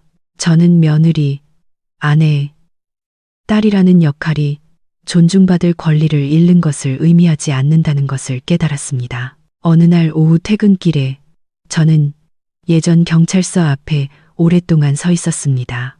형사님 앞에 앉아 떨리는 목소리로도 진실을 말했던 그 순간을 기억했습니다. 그날 저는 시댁을 구한 것이 아니라 제 자신을 구했습니다. 만약 그날 제가 고개를 숙였다면 아마 지금도 저는 제가 그저 대체품, 손해보는 사람, 언제든 내몰릴 수 있는 존재인 집에서 살고 있었을 겁니다. 하지만 저는 그렇게 하지 않았습니다. 저는 한 가지를 명확히 깨달았습니다. 여자는 참기 위해 강해져야 하는 것이 아니다. 여자는 언제 멈춰야 하는지 알 만큼 현명해야 한다. 제 이야기는 복수에 대한 것이 아니라 누구도 당신에게 의무라는 두 글자 때문에 당신의 미래, 명예, 그리고 인생을 희생하라고 강요할 권리가 없다는 것을 상기시키기 위한 것입니다. 제가 경찰서를 걸어 나온 날, 저는 서류상의 가족 하나를 잃었습니다. 하지만 저는 제 자신을 되찾았습니다. 그리고 제게는 그것이 가장 공정한 결말이었습니다.